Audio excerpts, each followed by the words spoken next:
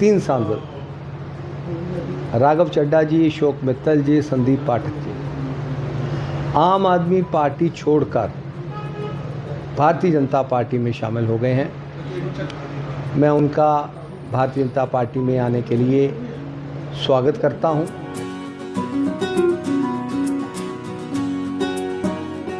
और इससे पार्टी को मजबूती मिलेगी और प्रधानमंत्री श्री नरेंद्र मोदी जी की नीतियों को देखते हुए वो पार्टी में शामिल हुए हैं।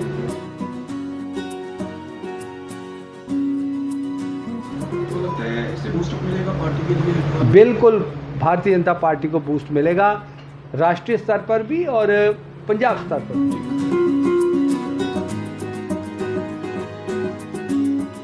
आज आम आदमी पार्टी के राज्यसभा के सांसद, तीन सांसद राघव चड्ढा जी, अशोक मित्तल जी, संदीप पाठक जी आम आदमी पार्टी छोड़कर भारतीय जनता पार्टी में शामिल हो गए हैं। मैं उनका भारतीय जनता पार्टी में आने के लिए स्वागत करता हूं और राघव चड्ढा जी ने चेयरमैन जो राज्यसभा के हैं, जो वाइस प्रेसिडेंट ऑफ इंडिया होते हैं, उनको लेटर देकर कहा है कि हम 2/3 बहुमत से छोड़ रहे हैं और भारतीय जनता पार्टी में शामिल हो रहे हैं, तो आप उसी अंदाज में सीट्स अलॉट करिए।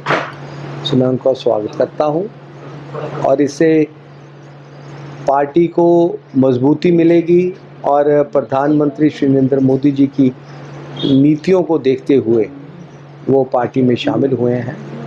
उनका मैं स्वागत करता हूँ। अच्छा, हाल ही कैसे देखते हैं मनोज जी कि आपकी तरफ से एक ट्वीट किया गया, उसमें बोला गया है कि जो आपको तोड़ना चाहती है भाजपा को अमित शाह। देखिए, वो अपने आप टूट रहे हैं, हमने को तोड़ने वाली बात थोड़ी है, वो तो खुद ही टूट रहे हैं।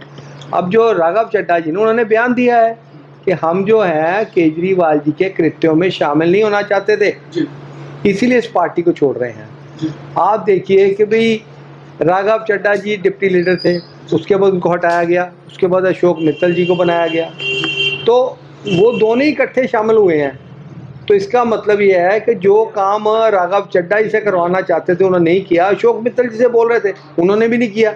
इसीलिए ईडी की कार्रवाई हुई, इसीलिए वो पार्टी में शामिल है। अच्छा, कुछ दिन पहला ईडी वालों रेड की जाती है, उस तो बाद अशोक मित्तल सने ईडी का इससे कोई संबंध नहीं है। ये उन्होंने बयान दिया है कि ये उन्होंने बयान दिया है राघव चड्ढा जी ने कि जो अरविंद केजरीवाल जी के जो कार्य हैं, जो वो अपने दिशा से भटक गए हैं, उसी कारण से जो है वो पार्टी छोड़।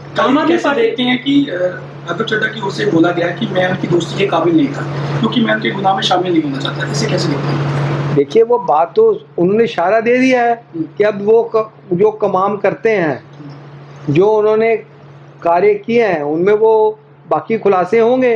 तो किस ढंग से जो है अब पंजाब में जो है, अब जो दिल्ली से निकाले गए, पंजाब में आके डेरे डाले हुए हैं। तब जो है उनके मनीष सिसोदिया वो कह रहे थे कि साम दाम दंड भेद, लड़ाई झगड़ा करके हम किसी तरह सरकार लाने हैं। तो इसी तरह के कृत्य हैं और क्या है। पहले ये कहते हैं कि ये हमारे मंत्री भ्रष्टाचारी, उसको उतार देते हैं, उसके बाद कोई कार्रवाई नहीं होती, उसके बाद वो ठीक ठाक है। तो लगता है इससे बूस्टअप मिलेगा पार्टी के लिए? बिल्कुल भारतीय जनता पार्टी को बूस्ट मिलेगा, राष्ट्रीय स्तर पर भी और पंजाब स्तर पर भी।